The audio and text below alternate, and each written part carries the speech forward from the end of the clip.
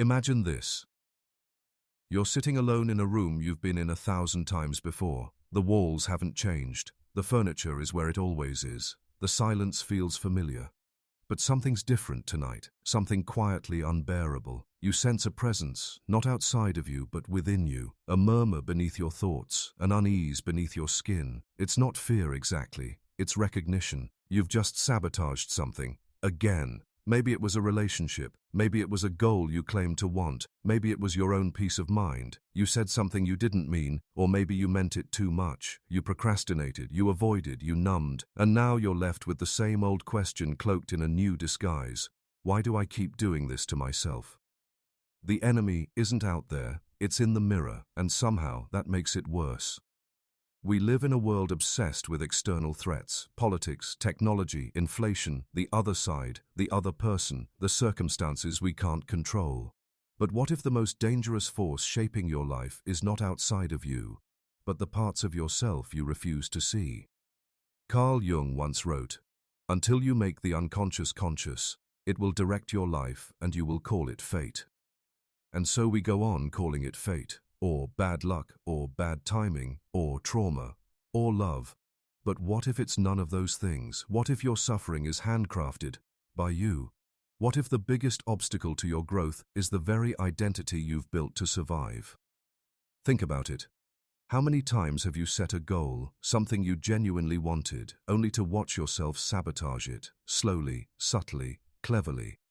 Not out of stupidity, not even out of fear, but out of something darker, something harder to name. You tell yourself you want connection, yet you push people away the moment they get too close. You crave discipline, but every new habit dies, within a week. You seek meaning, but binge distractions instead. You desire authenticity, yet you perform every day like an actor who forgot who they really are. You say you want to change, but do you? What if, just what if, the parts of you that are suffering are, in fact, protected by deeper parts of you that are choosing that suffering? What if the you who wants to heal is being silently vetoed by a deeper you who doesn't believe you deserve it?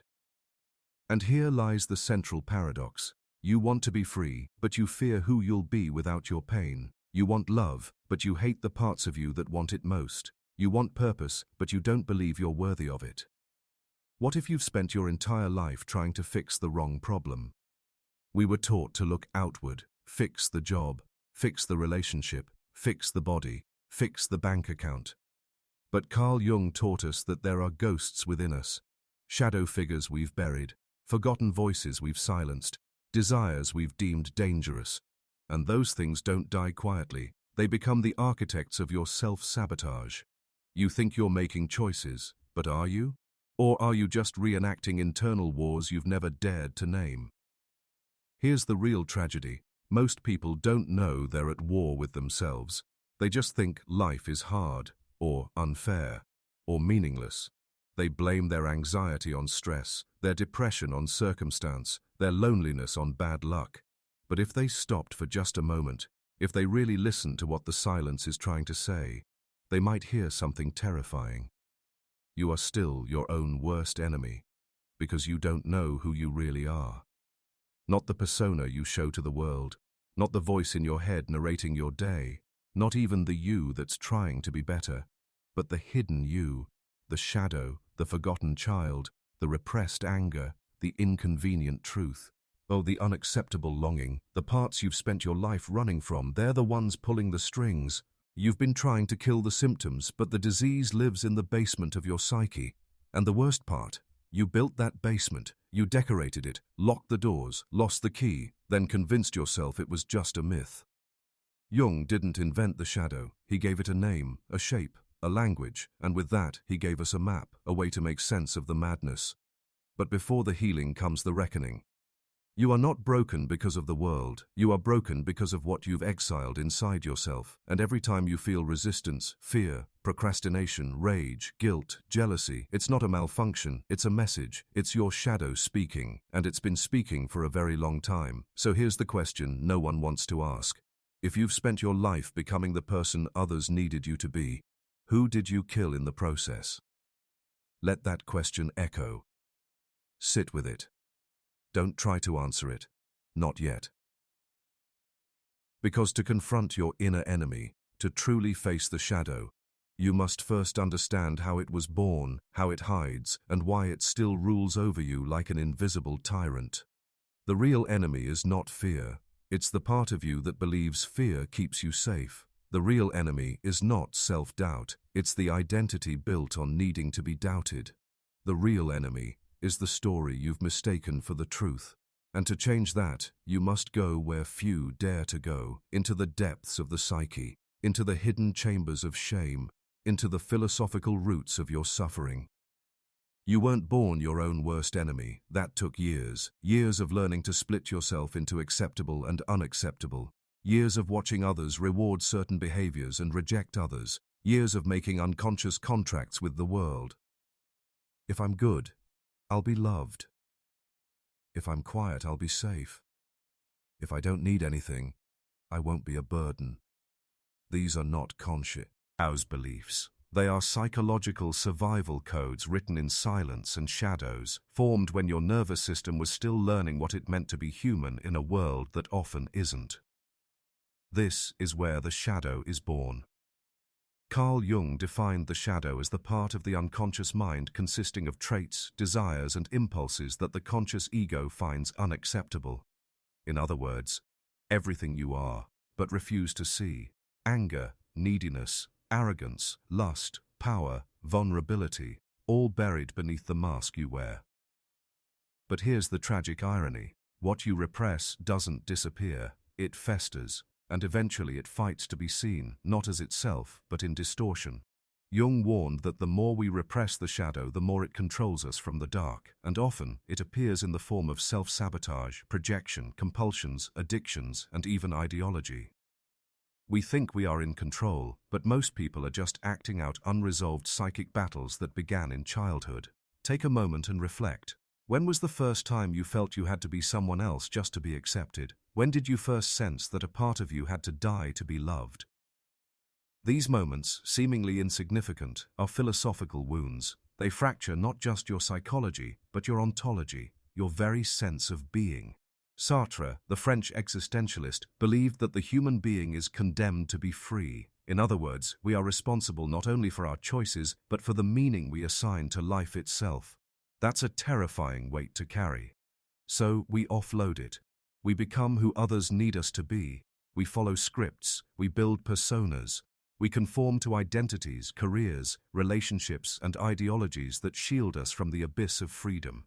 In doing so, we betray ourselves, and every betrayal leaves a scar. The problem is, the ego, the I you think you are, doesn't like the idea that you're being run by unconscious forces. It wants to believe it's the one in charge. That's why it resists introspection. That's why it justifies bad habits. That's why it gets defensive when your flaws are revealed. The ego would rather be miserable and right than exposed and free. Enter Nietzsche. Nietzsche saw the human psyche as a battlefield between Apollonian order and Dionysian chaos, between the desire for control, structure, identity, and the wild, raw forces of instinct and truth. To live authentically, he argued, we must integrate both. But most people live only in the Apollonian. Perfection, productivity, image. The Dionysian, the wild self, is buried. And in burying it, we lose access to vitality, creativity, and even truth. We become polite, functional, hollow. Modern society rewards this fragmentation. It teaches you to brand yourself, to be aesthetic, to optimize every second of your day. But who is this optimized version of you really serving? Arthur Schopenhauer took it further. He believed human behavior is governed not by reason, but by the will, a blind, irrational force that wants, needs, craves endlessly. According to Schopenhauer, we suffer because we desire. But the tragedy isn't desire itself, it's the denial of it. When you repress your will, your instincts, your impulses, your emotions, you create a dam inside your psyche. And eventually that dam bursts, often destructively. You lash out, you collapse, you sabotage, and then you blame yourself, or worse, you blame others. This is how the shadow wins. You project your own buried qualities onto others, calling them toxic, arrogant, manipulative, needy, never realizing you're really seeing the parts of yourself you hate. Jung called this projection a form of psychological exile. And the more fragmented your psyche becomes, the more your life becomes a war zone of unconscious battles. But the problem goes deeper still. We live in a culture that pathologizes discomfort. If you're sad, take a pill. If you're lost, buy something. If you're tired, drink caffeine.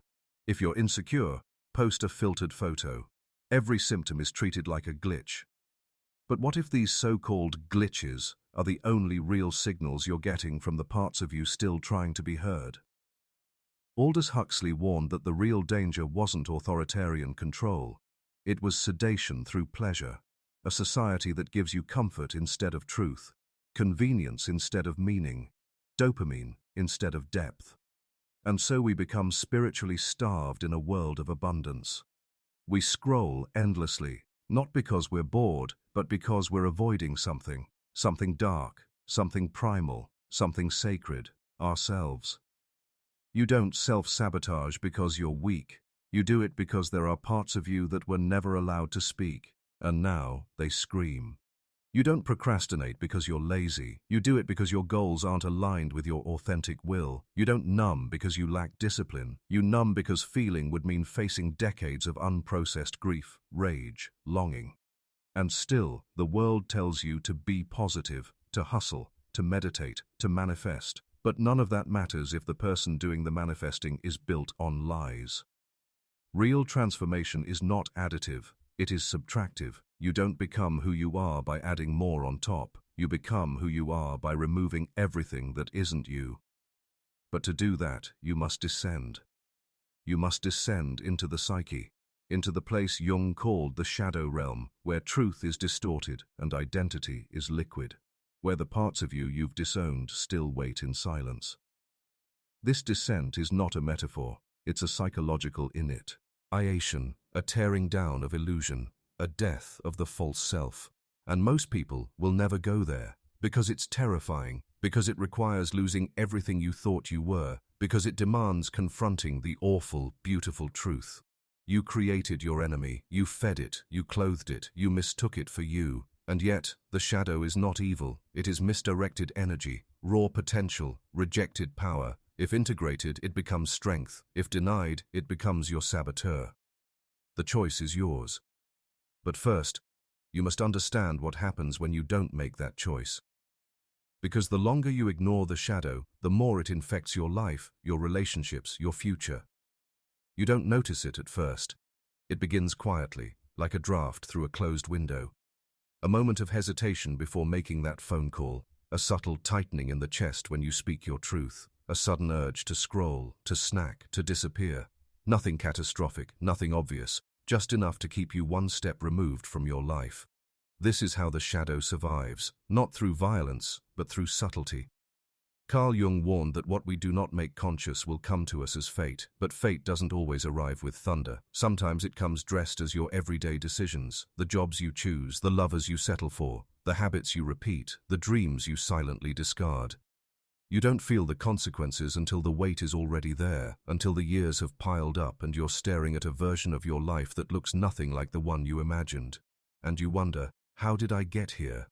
But by then, the damage is already done.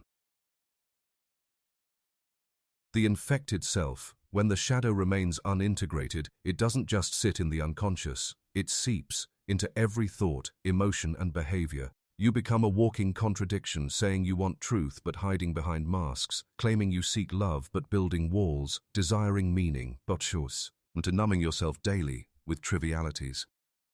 The person you present to the world becomes a curated persona, a psychological PR campaign designed to protect you from rejection. But the cost is devastating. Authenticity dies, and when authenticity dies, connection becomes impossible. You can't be loved for who you are if no one ever sees who you are. You can't feel free if your entire identity is a performance. You can't grow if your entire ego structure is designed to avoid discomfort. And the most dangerous part, you start to think this is normal. You adapt, you adjust, you learn to survive within the prison you've built. You call it a personality, you even defend it.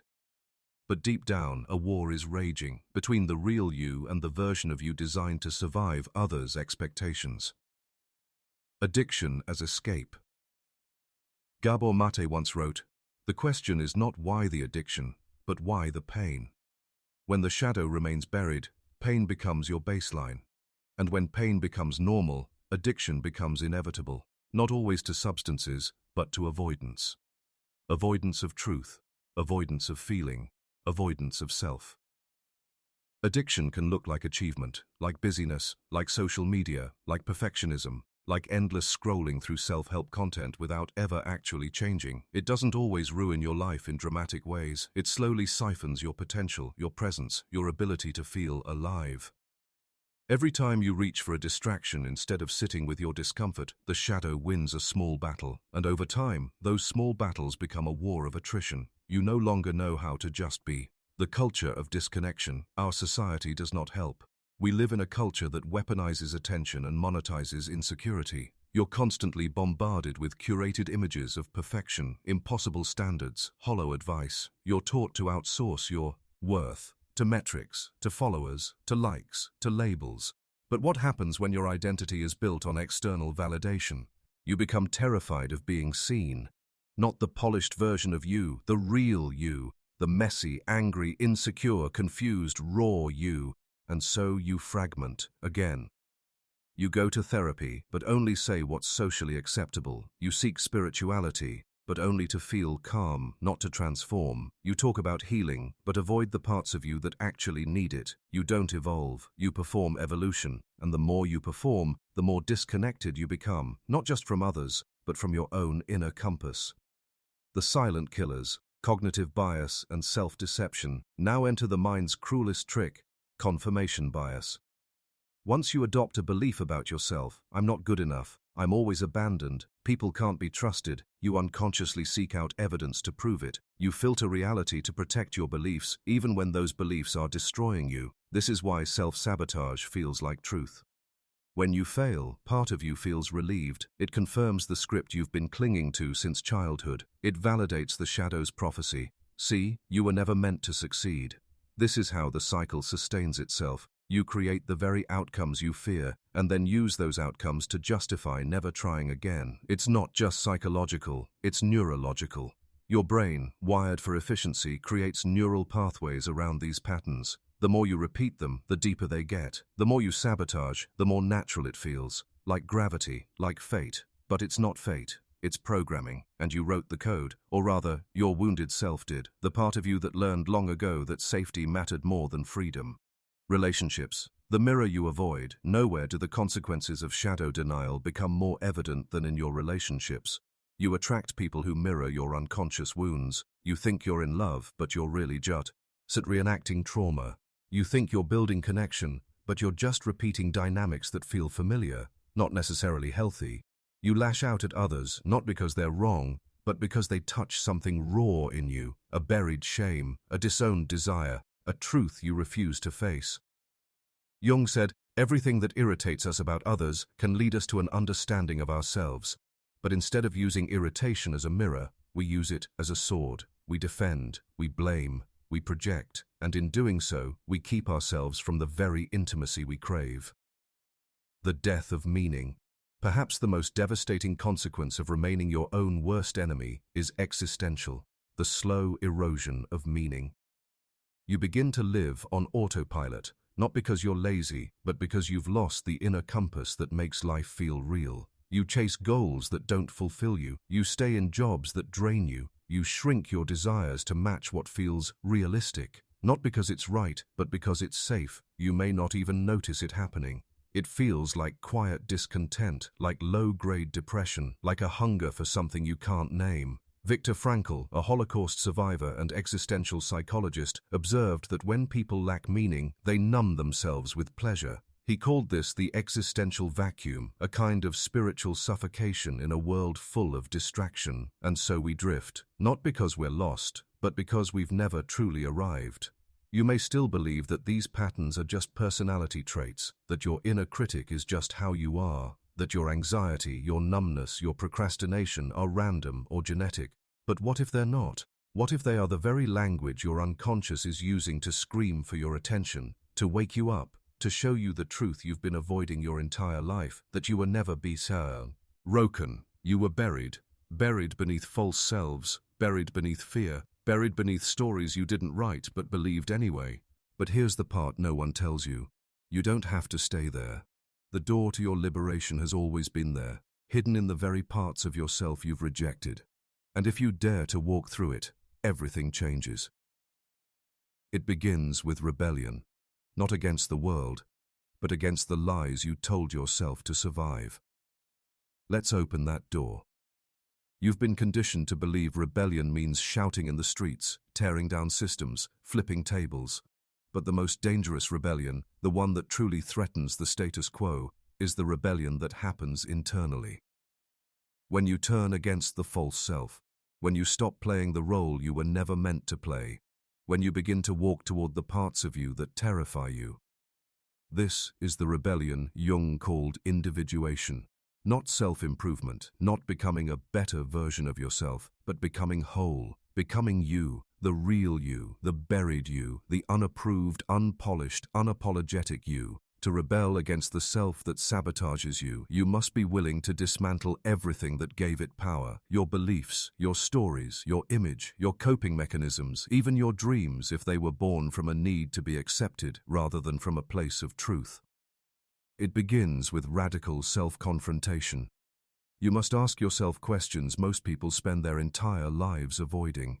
Who am I when no one is watching? What am I afraid others might see? What emotions do I keep locked away, and why? Whose approval am I still chasing, even now? You will not like the answers, but that discomfort is your liberation. The shadow as an ally. We've been taught to see the shadow as something to conquer, something dark and shameful. But that's the ego talking, terrified of losing control. Jung saw the shadow not as evil, but as potential. Raw, untamed, misunderstood potential. What you repress is often what you need most. Your anger? It might be your missing boundary, your envy, a map to what you truly desire, your arrogance, a buried belief in your own power, twisted into defensiveness, your fear, a sign that you're standing at the threshold of something real. When you stop running from these parts of yourself, you begin to transmute them. This is not fixing, this is alchemy, turning lead into gold, turning pain into wisdom, turning the enemy into the guide. Counterintuitive freedom. Here's the paradox most self-help never tells you. You don't get free by becoming someone else. You get free by becoming more of who you actually are, which often means becoming less good, less pleasing, less productive. It means saying no. It means disappointing people. It means walking away from things that once defined you. Freedom often looks like failure to the system that taught you conformity. This is why real transformation is so rare. It comes at a cost. You may lose people who only loved your mask. You may outgrow careers that fed your ego but starved your soul. You may realize your entire personality was a trauma response. But what you gain in return is something society cannot sell you. Sovereignty. Not just freedom from others' expectations, but freedom from your own unconscious programming. You begin to act, not react. You begin to respond from awareness, not reflex. You begin to create, not from fear, but from essence. Learning the language of the psyche. To sustain this rebellion, you must learn to listen to yourself, not as an ego, but as a full-spectrum being. This is not positive thinking. This is not affirmation. This is not manifesting yachts and soulmates. This is psychological fluency, the ability to interpret your inner signals not as problems, but as messages. Anxiety. Something in you doesn't feel safe. Procrastination.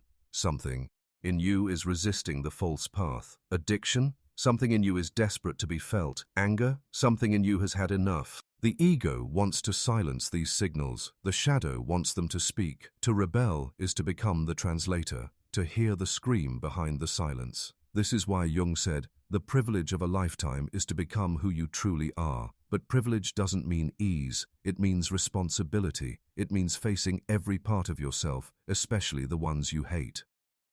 Historical souls who broke free, think of the ones who walked this path before us. Nietzsche, rejected by academia, isolated in madness, yet relentlessly pursued truth even when it broke him. He dismantled every false idol, God, morality, culture, not to destroy meaning, but to rebuild it on something real. Jung, banished from Freud's inner circle because he refused to reduce the human spirit to sexual impulses. He dove into the abyss of the unconscious, studied dreams, myths, alchemy, not to escape reality, but to uncover its deeper layers. Sartre declared that existence precedes essence, that we are not born with meaning, we must create it ourselves.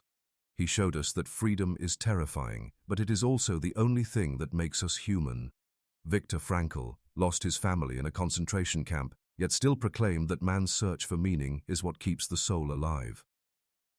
None of these men were balanced, none of them followed conventional paths, but all of them broke the spell. They stopped performing and started becoming. They descended into the depths and came back with maps, not answers, but better questions.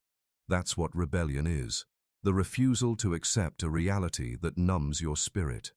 The refusal to live as a ghost of your potential. The inner death and rebirth. And then comes the crucible moment, ego death. The collapse of everything you thought you were.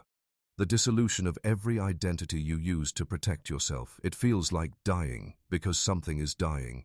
The compliant self, the palm, mask, the illusion of control, the addiction to being liked, the fear of being seen. This death is not the end, it is the beginning. The beginning of you as a conscious force, no longer at the mercy of unconscious patterns. The beginning of responsibility, in the deepest sense of the word, the ability to respond to life from a place of truth. Building the new self. Out of the ashes of this rebellion, a new self emerges, not manufactured, not curated, but revealed. This self is not perfect, but it is whole. It is willing to be disliked because it no longer lives for approval. It is willing to be wrong because it no longer clings to ego. It is willing to feel because it no longer fears pain. It is willing to live because it no longer fears death. This is not enlightenment. This is embodiment. The lived experience of becoming who you are without apology, without illusion, without armor. And from this place, something miraculous happens. You stop being your own worst enemy, because there's no longer a war inside. The parts of you that once fought for survival have integrated. The voice that once sabotaged you has softened. The fear that once ruled you has transformed into clarity. You are no longer a fragmented mind pretending to be whole. You are whole. And now you can see the final truth, not just with your intellect, but with your entire being. Everything you feared was within you, was never your enemy. It was the doorway. And now, at last, you are ready to walk through it. To claim the deepest truth of all. To become not just free, but real. Let us go there now. Let us uncover the ultimate realization. Imagine standing in front of a mirror that doesn't reflect your face, but your entire being. Not the persona you carefully crafted, not the roles you play, not the identity you've performed for years. No, this mirror shows everything: the unloved child, the repressed rage, the unbearable grief, the hunger you never dared name, the godlike power you disowned to stay small. This mirror doesn't flatter, it confronts. And in this confrontation, a terrifying and liberating truth is revealed. You were never your enemy, you were your protector. Every self-sabotaging pattern, every fear, every addiction, every weakness you hated, it all existed for a reason. It was you, protecting you. The procrastination wasn't laziness, it was resistance to a life that betrayed your spirit. The anxiety wasn't irrational, it was your body remembering a time when vigilance kept you safe. The addiction wasn't moral failure, it was a desperate attempt to fill a psychic void no one ever acknowledged.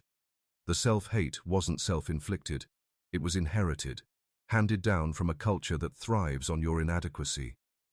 You were not broken, you were adapted.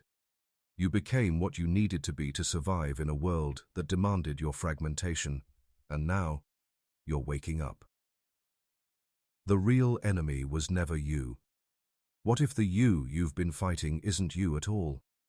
What if the internal war was born of a fundamental misunderstanding? You've been trying to kill the parts of you that were wounded, but they didn't need to die. They needed to be heard, held, healed. Jung didn't ask us to conquer the shadow. He invited us to integrate it. One does not become enlightened by imagining figures of light, but by making the darkness conscious. This is not a metaphor. Your darkness is not evil. It is unprocessed memory. It is unmet need. It is disowned vitality. What the world labeled as too much in you was often your deepest wisdom, your emotional sensitivity, your superpower, your restlessness, a sign your soul craves meaning, your existential dread, proof that you haven't gone numb, your inner chaos, the sign that something alive is trying to break free. You are not the enemy. You are the battlefield, and the war was never yours to begin with. The culture that programs the enemy within, let's tell the truth in H. Modern culture is a machine designed to create internal division. It trains you to perform, not to feel, to conform, not to question, to consume, not to create, to react, not to reflect. From birth, you are taught to trade authenticity for approval. Be nice, be normal, be successful. Don't cry, don't ask, don't need, don't speak truth if it threatens comfort. Don't be you if it costs you love. And so you learn to abandon yourself. You become good at the expense of being real. You wear the mask so well, you forget it's not your face. And when your soul finally resists, through anxiety, depression, burnout, rage, you blame yourself. But the wound was never your fault. What you must own is the healing. The final realization. There is no enemy, and here it is. The most destabilizing, ego-dissolving, soul-awakening truth you will ever encounter. There is no enemy. Not outside, not within. Only misunderstanding, only misalignment, only memory. The parts of you that sabotage, criticize, implode. They are echoes of moments you were unprotected. They do not need punishment. They need presence. Your inner critic? Born the moment you learned love was conditional. Your perfectionism, formed when being flawless meant safety. Your numbing began when feeling became too dangerous. You are not your coping mechanisms. You are not your defense system. You are the awareness behind it all. And the moment you remember this, the war ends. Because who is there to fight when you stop fighting yourself? The path forward. From fragmentation to wholeness. Now something extraordinary becomes possible. You stop trying to improve yourself like a product. You start befriending yourself like a soul in recovery. You begin to move from self-hate to self-compassion, from performance to presence, from reaction to response, from survival to sovereignty. This is what Jung meant when he said, the most terrifying thing is to accept oneself completely. Terrifying because it means you can no longer blame your past, your parents, the system, or your enemies. You are left with yourself, all of you, your light, your shadow, your rage, your love, your guilt, your gold. And when you stop running from any of it, when you allow all of it, something sacred awakens. Wholeness, not perfection, not purity. Wholeness, a state of being where nothing is denied and everything is seen, where your inner child can speak without shame, where your shadow can teach without threat, where your soul can finally breathe. This is where healing stops being a project and becomes a homecoming. The world needs whole humans. Here's the final layer. This isn't just about you. The world is starving for people who have ended the war within. Because only a person who is whole can love without possession, lead without ego, create without coercion, speak without manipulation, live without fear. You want to change the world. Don't just fight systems, dismantle the inner tyranny that keeps those systems alive. Don't just chase success, reclaim your inner authority. Don't just wake up, integrate, embody, become. That's the revolution. You are not lost. You are returning. Let us end where we began. You were never your own worst enemy. You were the one keeping yourself alive with the only tools you had. But now, you have new tools. You have new eyes. You have new truths. The mirror no longer terrifies you. It clarifies you. You see not the enemy, but the exiled self, and you reach for them, not to fix them, but to welcome them home. This is the great return. The return to the self before the world taught you to betray it. The return to the soul before it was buried in shame. The return to the silence where truth still whispers, "You are not broken. You are becoming." And now, your journey no longer begins in pain, but in power. Let the war end here. Let the self begin now. Let